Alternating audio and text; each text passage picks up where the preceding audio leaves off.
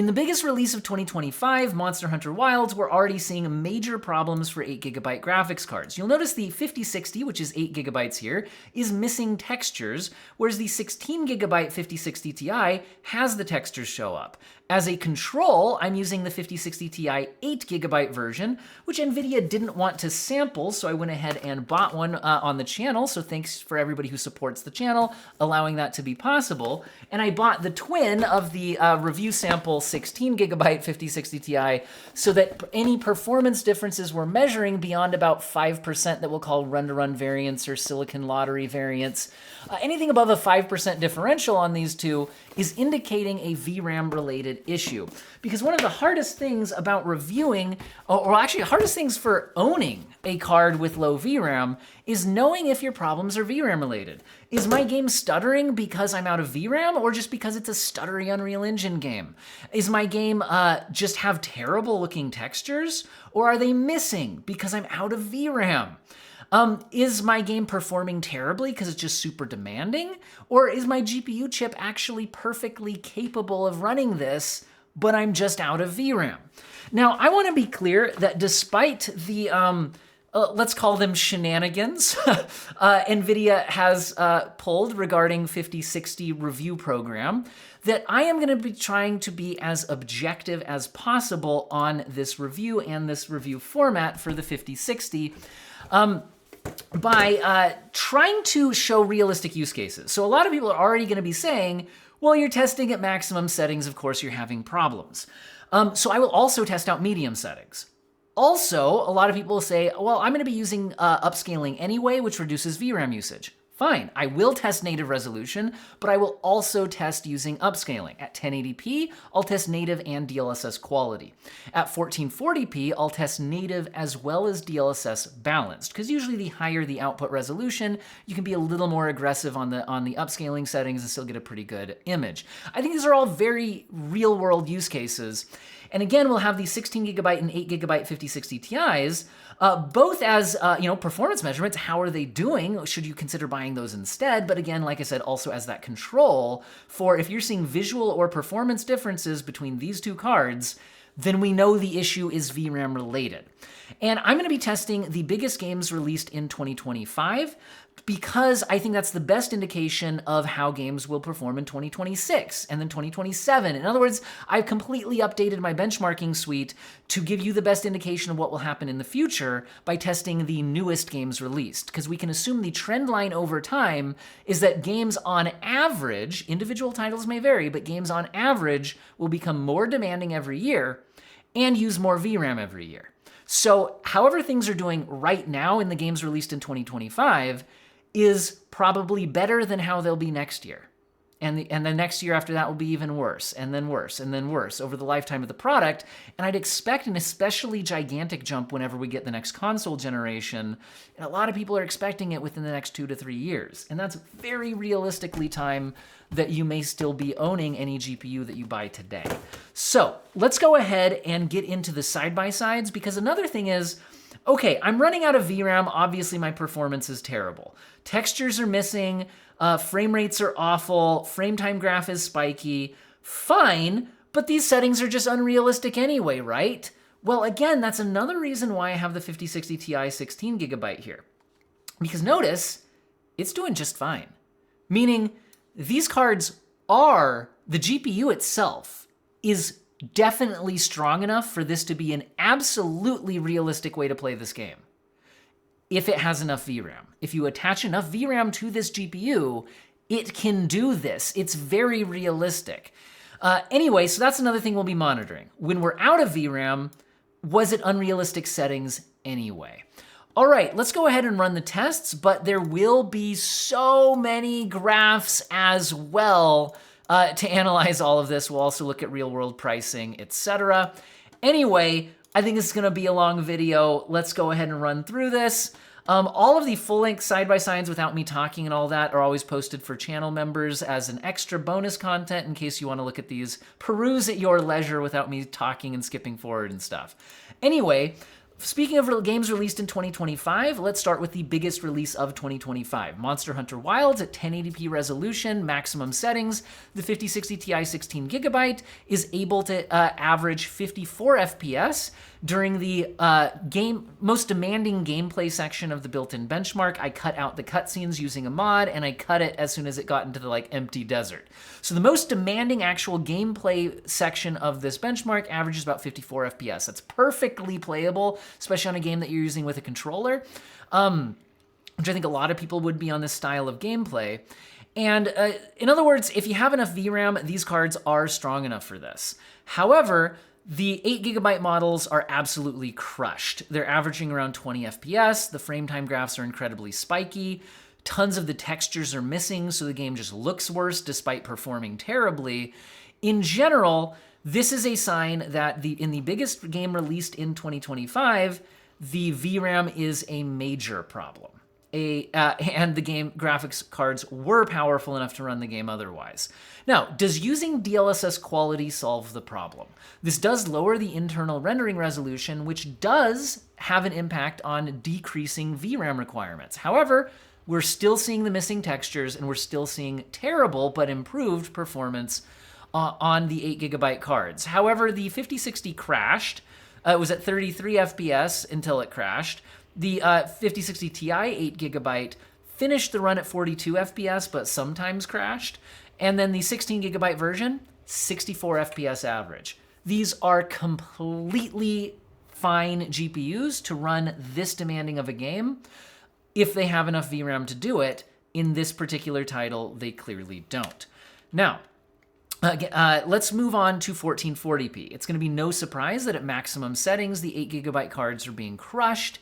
Now, even the 16GB card here is struggling a bit, averaging 42 FPS in this gameplay section, and that indicates that this is usable on a controller, but might not be how you'd want to play it, but definitely seeing VRAM-related issues. Now, what if we use DLSS Balanced, which I think at 1440p looks perfectly acceptable? Well, now the 16GB card can play at maximum settings, other than DLSS Balanced, at 56 FPS average. Again, the game is not too demanding for these cards. If they have enough VRAM, the 8GB cards are getting crushed. You might be confused why the Ti 8GB is doing worse than the non-Ti version. And I'll say that the things that happen when you run out of VRAM can be somewhat unpredictable and inconsistent. The point is, the game basically breaks. The exact way and how that gets expressed can vary, and that's all we're seeing here, is that the 8GB cards can't do this adequately, and the 16GB card is completely fine. Very realistic way to play the game. But what if we go down to medium settings? And like I said, this is where I want to be completely fair. Yes, you can turn down graphics settings, and at medium settings, every card here is doing fine. The 8GB and 16GB 5060 Ti's are having almost identical performance, which is what we would expect if there's no VRAM-related issues. I no longer see any missing textures. So this is basically saying, yes, the 5060 can play Monster Hunter Wilds just fine, but you're going to have to reduce graphic settings that you wouldn't have had to reduce if you had enough VRAM. It's also establishing that the Ti versions are really only in this kind of 15 to 16% more performant range when there's not VRAM causing an accentuation to that performance difference on the 16GB model. This is why I say that when the 16GB card is running the game just fine, that the 5060 non-Ti would most likely have been pretty okay as well, because we're talking, again, a 15%-ish performance differential when it's not VRAM related. So if honestly 15% isn't mind-blowing, if one card's fine, the other card's probably fine too. Again, when there's not a VRAM related issue. Now, what if you turn on DLSS quality at 1080p medium? Well, now we're seeing frame rates of 68, 77, and 78 respectively. Again, the TIs are about 15% more powerful than the non-TI version. Nobody's having VRAM related problems.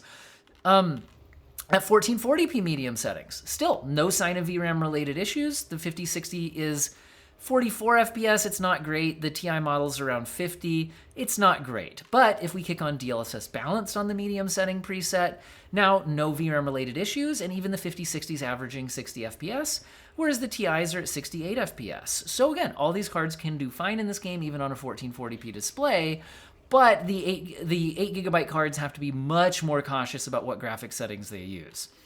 Let's jump into Marvel's Spider-Man 2 at maximum settings at 1080p. Once again, the 8 gigabyte cards are being absolutely crushed, especially in the 1% lows, and the 16 gigabyte model is completely fine at 55 FPS. If you kick on DLSS quality, the 16 gigabyte model can now manage maximum settings with 78 FPS average and 59 FPS even in the 1% lows. Whereas the 8 gigabyte cards are being absolutely crushed with averages barely above 30 and 1% lows in the teens with incredibly spiky frame time graphs. So again, yes, these cards are strong enough to play this game at maximum settings if they have enough VRAM, which is why it's a real shame that they don't on the 8 gigabyte cards. What if we max it out at 1440p? Well, now even the 16 gigabyte card is only averaging 38 FPS, which isn't great. However, if we use DLSS balanced at maximum settings 1440p, now the 16 gigabyte card is averaging 66 FPS. So this game is completely playable even at 1440p max settings with DLSS balanced. As long as you have enough VRAM, the 8 gigabyte cards don't, and they're averaging in the 20s with 1% lows at around 10 and 11 FPS. What about medium settings though? Well, now we're actually doing just fine, 1080p medium, all the cards are around 100 FPS. Again, the TI models being 15% or so faster than the non-TI model. At 1440p medium settings, here we're seeing 60 FPS average even on the 5060, and the other cards are doing better, but wait, let me go back a second. Notice that there's maybe a bit going on with VRAM here, especially when you check the 1% lows on the 8 gigabytes. It's hard to say that the lead is also a bit larger than maybe expected. Anyway, let's move on to medium DLSS balanced. Here we are again seeing all the cards doing pretty well. In the 1% lows though, potentially still signs of VRAM related issues, and the card with more than 8 gigabytes is allocating more than 8 gigabytes. I think it is helping the frame times be a little bit smoother. Anyway, let's move on to Oblivion Remastered, another one of the biggest releases of the year, and at maximum settings 1080p, the 16 gigabyte card is somewhat usable at 45 FPS, but it's honestly not a great experience. But the 8 gigabyte cards are completely broken. It's not a good experience here on either of the 8 gigabyte cards, whereas the 16 gigabyte card is technically playable. But using DLSS quality at 1080p, which with the new DLSS 4 model, I think is perfectly acceptable, the 16 gigabyte card is hitting 62 FPS average.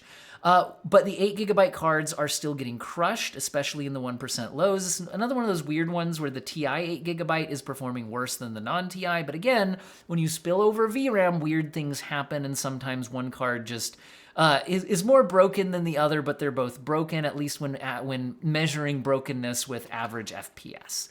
But again, another case where maximum settings are completely usable on cards of this performance level as long as they have enough VRAM. At 1440p max settings, none of the cards are doing great. The 8 gigabyte cards are in the teens, but even the 16 gigabyte card's only at about 32 FPS. But using DLSS balanced, the 16 gigabyte card is now averaging 53 FPS. This is perfectly usable in this slow pace of a game. So 1440p max settings, DLSS balanced, doable on cards of this performance level if they have enough VRAM, but two of these cards definitely don't have enough VRAM and performance is being crushed. At 1080p medium settings, the cards are doing mostly fine, but there's some weirdness happening in the 1% lows, indicating that the game is more stuttery. On the 8 gigabyte cards, the 16 gigabyte card seems to have a better frame time graph, showing that I think as things are loading in the distance, it's able to swap it more gracefully because of the additional VRAM. 1440p medium settings, again, same thing, where overall performance is okay, but again, noticing some weirdness in the 1% lows and a much smoother frame time graph on the 16 gigabyte card compared to the 8 gigabyte cards. Medium settings with DLSS balanced, frame rates are overall quite good now, but still noticing some weirdness on the frame time graphs and the 1% lows for the 8 gigabyte cards. Kingdom Come Deliverance 2 at 1080p experimental is another game where the 8 gigabyte cards are being absolutely crushed, but the 16 gigabyte card is at least sort of playable. This is a very slow-paced game, so 41 FPS isn't the absolute end of the world here.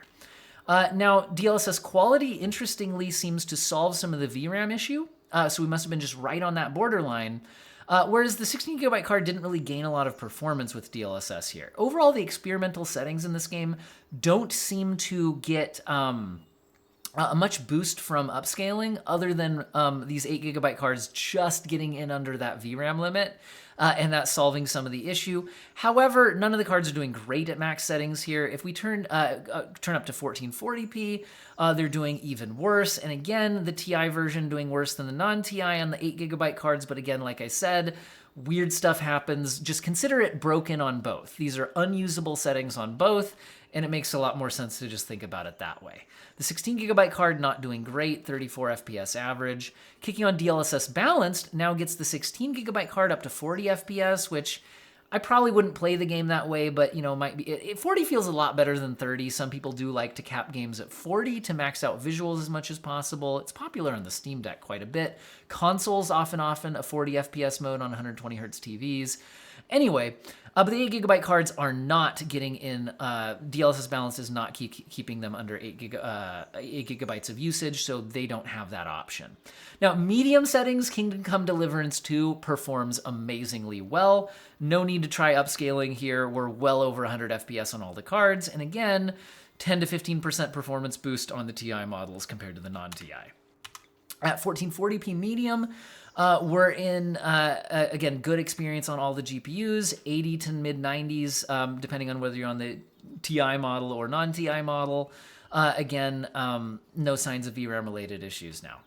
DLSS Balance pushes those well over 100 FPS on all of the cards, so this game is often considered very well optimized because at the non-max settings, it can be very performance smooth. Look at those frame time graphs, guys. Beautifully smooth frame time graphs. Anyway, so again, turning down settings, you're getting a good experience on all of these.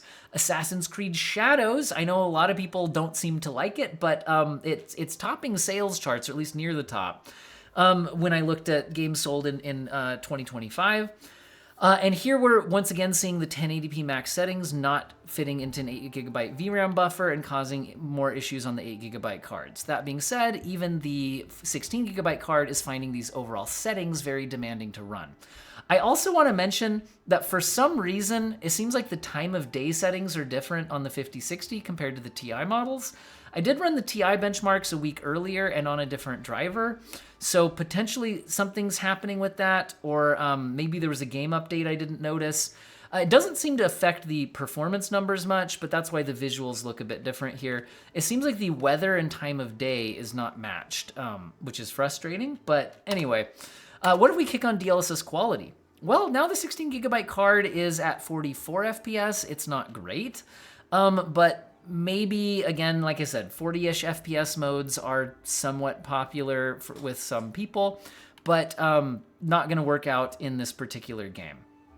I mean, on the 8GB cards. The 16GB card, again, I'd still probably tweak settings down a bit lower than this.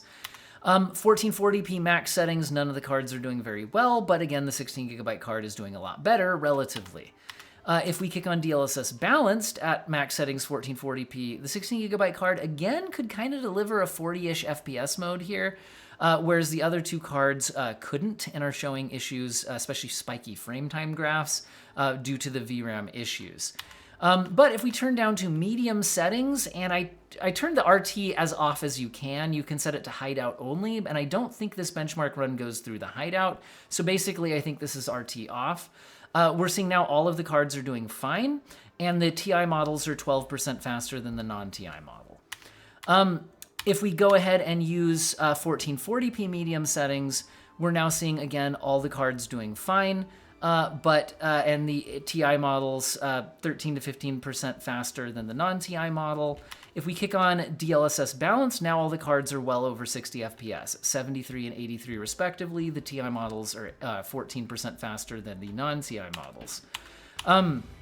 Let's move to my favorite game release so far this year, Clair Obscur Expedition 33. This is an Unreal Engine 5 game, but I would say fairly well optimized as these things go for Unreal Engine 5, but wait, let me go back to the very beginning of this run for a second, because watch right as things load in, the 8GB cards are stuttering in places where the 16GB card smooths out a lot sooner. Look at this, especially right here, right? Smoothing out on the 16GB card, stutters still happening on the 8GB cards. They eventually smooth out, but the initial loading into this new zone is causing more issues on the 8GB cards than on the 16GB card. This is an example of you probably wouldn't know you were having VRAM related stutters rather than just the general Unreal Engine 5 stutters. Now at epic settings, the cards are doing okay here, 50-ish FPS on the TI cards, 45 on the non-TI card. If we kick on DLSS quality though at 1080p, we're now seeing the frame rates doing much nicer at 69 on the 5060 and mid-70s on the TI models. They're having a 10 and 13% advantage over the non-TI model, respectively. So you can play this game at 1080p epic DLSS quality pretty well here on all these GPUs. Seems like you kicking in DLSS got the VRAM usage just in check under that 8GB limit to not see those additional issues on the frame time graphs that we were seeing at native 1080p. At 1440p max settings, though, there's definitely big issues with the frame time graphs on the 8GB cards. We're having some massive problems. But even the 16GB card is only hitting 36 FPS average, so probably not the most realistic use case. Let's kick on DLSS balanced, and now all of the cards are actually doing pretty well. The average frame rate on the 5060 is 58 FPS, and the TI models are in the mid-60s at 12 and 14% faster, respectively, for the 8 and 16GB cards over the non-TI model. At 1080p medium settings, we're not seeing VRAM-related issues, and all the cards are performing well at native 1080p. Also, the medium settings still look really good in this game. I played quite a bit of this game at 1080p medium on an RTX 4060 that I have at work on my lunch breaks. And honestly, it did pretty well. Anyway, point is, we're getting 73 FPS and 83 and 84 respectively. The TI cards are, again, 14 to 15% faster than the non-TI. At 1440p medium settings, again, the cards are doing okay. A 52 FPS versus 59 on the non-TI versus TI, 13% advantage for the TI cards, no signs of VRAM-related issues. And kicking on DLSS balanced at medium settings 1440p, which is actually how I was playing this on a 4060 a lot of the time. Frame rates are great, 87, 99, whether you have the TI or not, right? 14% faster on the TI models. Doom of the Dark Ages, 1080p Ultra Nightmare. I'm noticing issues with the VRAM on my... Let's actually go back for a second here. I'm noticing issues on my TI 8GB versus, but not seeing the manifest on the 5060 non-TI. I will say there is a different driver version because I had to run my TI models before the 5060 launch to try to get this review out in time, so I had to use the 5060 launch drivers when I got it. So potentially this is one of those cases where we're so close to the borderline that any tiny change can just push you right over that. Anyway, by kicking on DLSS quality though, it gets all of the cards comfortably under the 8GB of VRAM. And again, the DLSS 4 model quality at 1080p I think is very usable, and we're getting 90 FPS versus 100. I also should mention that this is max settings in the game as of my time of filming. If you're watching this in the future, Doom the Dark Ages is planning a path tracing release. That was not available at launch and is not currently available at the time of filming, but will be available in the future. But that's why I'm calling these max settings for now. At 1440p Ultra Nightmare, both 8GB cards are definitely experiencing problems, whereas the 16GB card is only hitting 46 FPS, so still not an amazing experience despite being better. It's just a little too demanding for the card in general. However, we can go ahead and kick on some upscaling. So using DLSS, let me actually go back for a second so we can see the end of the run here. Using DLSS balanced actually does seem to get the 8GB cards, well, I would say under control, other than the fact that we're seeing a performance advantage for the 16GB TI over the 8GB TI, indicating here that there is some problems with the 8GB cards, but the game's handling it fairly gracefully. Would it get worse over time if I did a longer gameplay section? That's definitely possible. But the overall performance did seem pretty good on the various GPUs. At 1080p medium settings, all the GPUs are doing fine, and there is no sign of a VRAM-related issue. By the way, for VRAM settings, I just left it at the second to lowest texture cache. So I didn't go to the very lowest texture cache, but I've just been at the second to lowest texture cache, and that's on all of these tests, whether it's Ultra Nightmare or Medium. Because there's not really noticeable advantages to turning up the texture cache that I can tell. honestly wish this game had higher res textures. It's my main issue with the visuals. At 1440p medium, the cards are doing okay, 52 FPS versus 57 and 60. So they're doing all right. Still in this fast-paced of a game, I'd probably go ahead and kick on DLSS balance. Now we're at 83 and 92 FPS respectively. The TI models are 11% faster than the non-TI model. Final Fantasy VII Rebirth is using the oldest engine out of all of these, so I would probably say is the least good example, being still an Unreal Engine 4 game.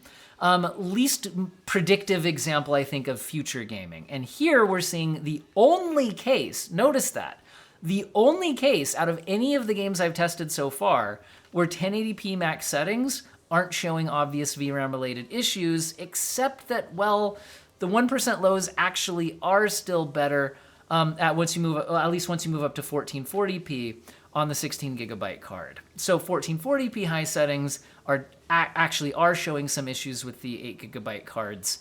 The frame time graphs just look awful on all of them, which is unfortunate. DLSS quality does kick overall frame rates up. Notice I'm using DLSS quality here instead of balanced at 1440p. That's just because the game doesn't have a DLSS balanced option. It just gives internal rendering resolutions of 66% or 50%. 50% is DLSS performance. 66% is DLSS quality. Balanced is in between. I think it's like 57 or 58%, but they didn't have that option available.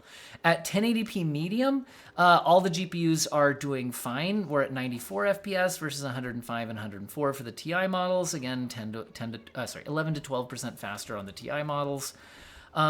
And at 1440p medium, again, they're all doing fine, 70 and 80 and 82 respectively on the average FPS, the TI models being 14 to 17% faster.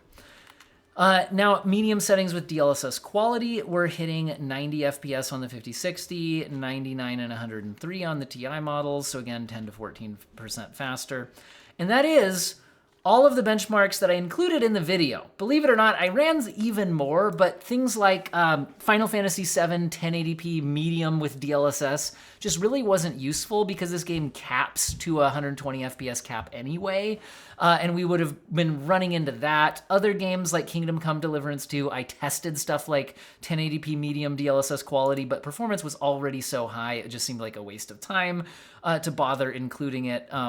Anyway, this is a summary of how much more performant the percentage differential, not frame rates, but percentage differential, the 5060 Ti 16 gigabyte is compared to the 5060 non-Ti 8 gigabyte. And what I'd really like to point out here is what we're kind of seeing here is when there's not VRAM related issues, it seems to be about 10 to 15% faster, maybe sometimes like 18% faster. But anything above that is a sign of VRAM-related issues. And when there's VRAM-related issues, it balloons the performance like crazy.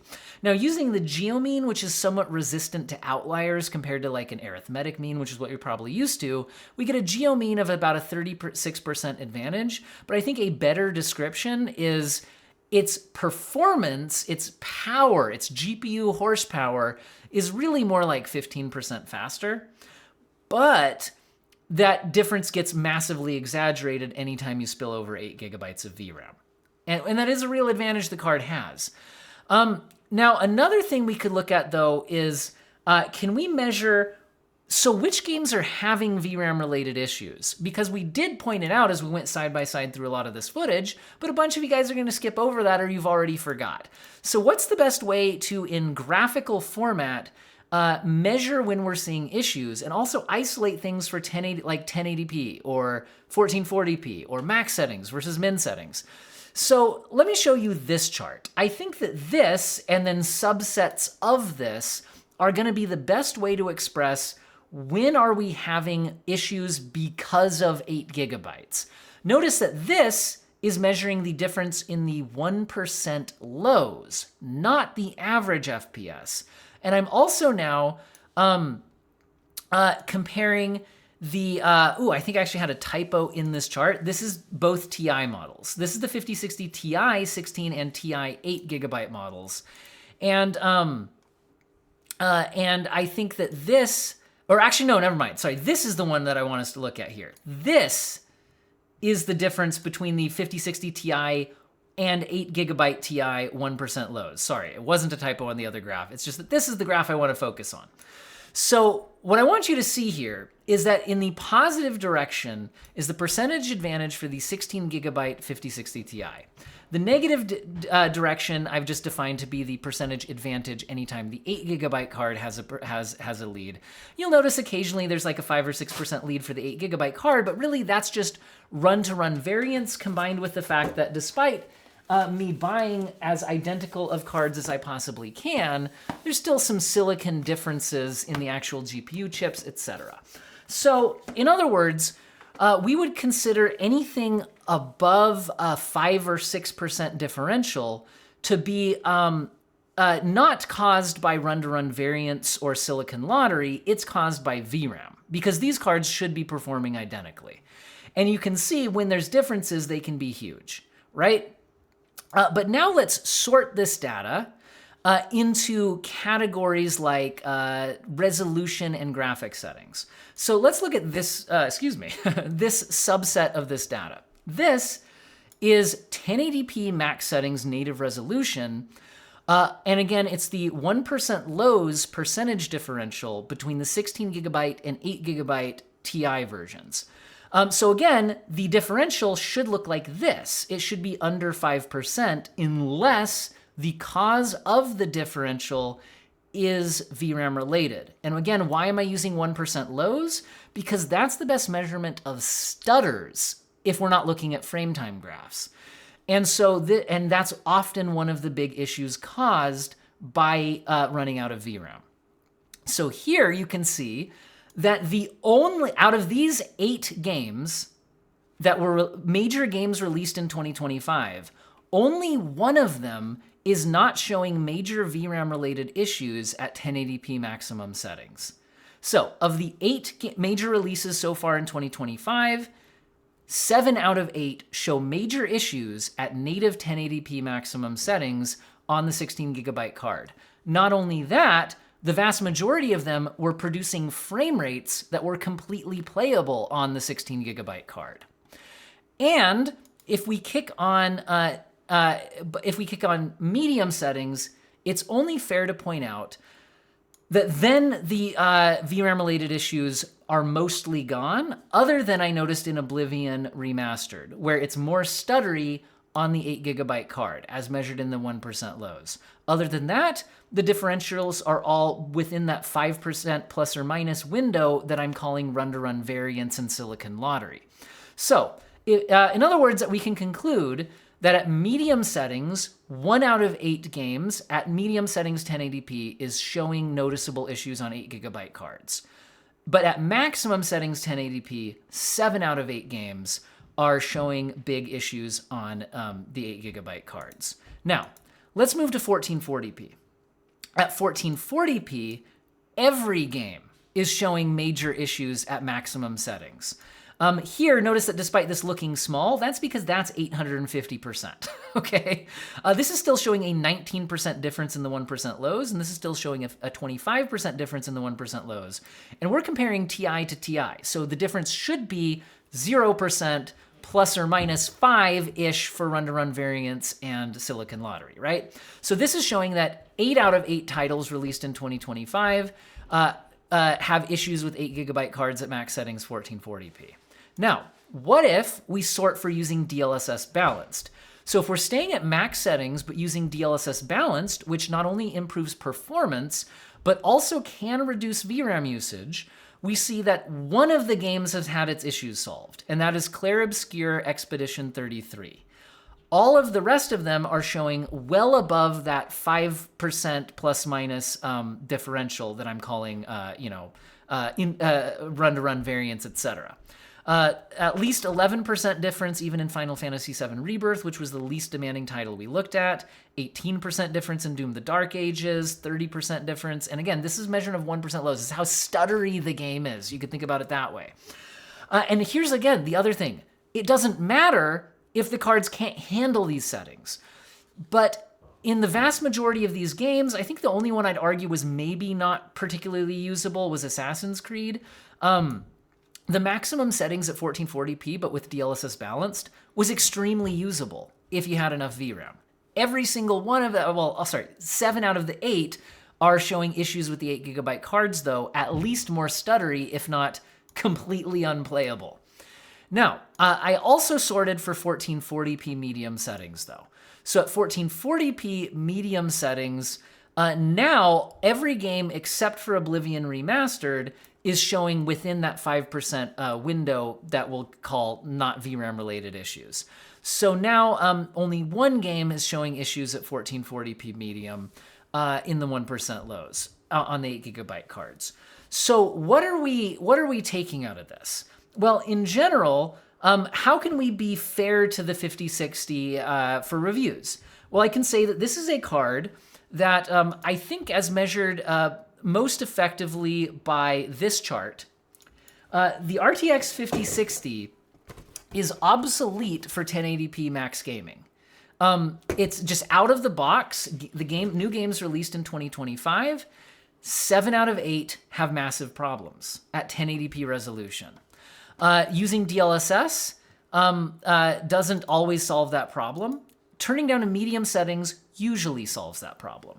So the 5060 is going to have to tweak graphics settings out of the box in almost every new game, just to not have VRAM related issues. And again, the 16GB 5060 Ti shows that those settings are otherwise very playable. At 1440p, it's obsolete out of the box for max settings in every game, despite the fact that using DLSS balanced makes it very playable, right? So in a sense, the 5060 is obsolete out of the box, and so is the 8GB 5060 Ti, in the sense that they are out of the box insufficient hardware to play new games at maximum settings, which are otherwise completely playable on GPUs this powerful. That's what we're seeing here. But again, to be completely fair, if you're playing older games or turning the newest games down to medium settings, you're usually going to resolve those issues. And in reality, you could probably get away with some mixture of max settings and medium settings and just target the ones that are most VRAM related. Also, while I'm testing the newest games, a lot of people actually play old games, in which case these cards will be fine for the most part. Also, a lot of people play esports games, in which these cards are going to be mostly fine. So there are absolutely use cases where 8GB is completely fine. But that being said, again, this is what things are looking like in new releases of 2025. It's going to get worse in 2026 and worse in 2027. And whenever we get that next console generation, it's going to get a lot worse. So personally, I can't in good conscience recommend spending a lot of money on an 8GB graphics card in 2025. If you already have an 8GB graphics card, the fact that medium settings are mostly running just fine is good news for you. That means that you can hang on to an old 8GB graphics card and not feel too bad about it. But I really don't recommend buying into a new 8GB graphics card because these are expensive. Let's take a look at that as kind of the ending. So one advantage to doing not being able to do a launch review for a card is the fact that I can see how the prices have actually played out. The RTX 5060 is generally staying in stock near its MSRP. This could be a sign that there's massive amounts of supply, could also be a sign that people aren't that interested in an 8GB card for $300+. Anyway, whichever it is, you can get them for about $300, but the majority of stock is around $320+. Again, I just feel like that is too much money for an 8GB graphics card in 2025. Now, if I wanted to buy the Ti model, the 8GB Ti model is a disaster. I'm much more upset about this card because at $420 for the 8GB card, it is unacceptable that, first of all, it's only about 15% faster than the $300 non-Ti, and it just performs terribly in most modern releases at settings that were otherwise completely playable on the 16GB model. But how much does a 16GB card cost? Well, in the United States, that's up to $480. Now, I realize pricing discussions are different region to region, right? The majority of, well, let's take a look at this. So I originally had seen $320 models available. I'm gonna go down to $300 models since I just saw those in stock as of the time of filming. So what is this? This is a bit of a value discussion. So the 8GB 5060 Ti costs $420 on the US market in stock. The 5060 can still be had at MSRP of $300, so that makes the 5060 Ti 8GB 40% more expensive, but still only has 8GB of VRAM. In my opinion, that means there is absolutely no good reason at all whatsoever for anyone to buy an 8GB 5060 Ti, and this product should not exist. That's the Ti version with 8GB. Now, let's look at the 16GB 5060 Ti up against the 5060 non-Ti 8GB. Well, that's 480 versus 300. That means you're spending 60% more money for only about 15% more performance, which means that the 16 gig, like this is now a weird situation, right? I think it makes both cards kind of look bad because in raw performance, the 16GB 5060 Ti seems like an awful value proposition. But it's the first card in NVIDIA's lineup that has a proper amount of VRAM. And it did well in every single test we ran at maximum settings using appropriate levels of DLSS upscaling. Again, I didn't test any frame gen in this video. A 1440p DLSS balanced at maximum settings was good to go in pretty much all the newest releases. 1080p max settings, sometimes with DLSS quality, good to go. So it fixes something that's broken, but raw performance-wise seems like a bad deal, at least at pricing in the United States. And if we look at the 16GB 5060 Ti versus the 8GB 5060 Ti, this is another reason to say that the 8GB Ti shouldn't exist. It's only 15% or 14% more money for the 16GB model. So if you're going to buy a 5060 Ti, please buy the 16GB version. Do not buy the 8GB version. Now, what to say about the 5060 non-Ti, the 8GB card? Well, I still think that $300 is way too much to pay for an 8GB card in 2025 with all of the issues we saw that causes in games releasing in 2025, and it's going to get worse. That being said, its performance per dollar when not VRAM limited is actually pretty good in the lineup. And it's the best performance per dollar of the 3 GPUs we're looking at here.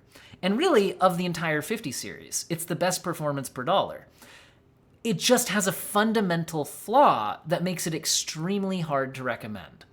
Now, we're about to get a new GPU launch from AMD with the 9060 XT, and it comes in an 8GB and a 16GB model. The 16GB model is meant to be $350, so I will be interested to see how that stacks up, because while that's more expensive than our 5060 8GB, it does get you into 16GB potentially for a lot less money than a 5060 Ti 16GB, but I have no idea if that $350 MSRP is going to be real, and we also don't know how the card's going to perform. So stay tuned to the channel for these extremely detailed head-to-head comparisons and my buying advice related to that, because I'll be doing a ton of these videos. Also with these cards, you want to see the 5060 up against a 3070? It's coming. 3060 Ti, it's coming. 9060 XT, it's coming.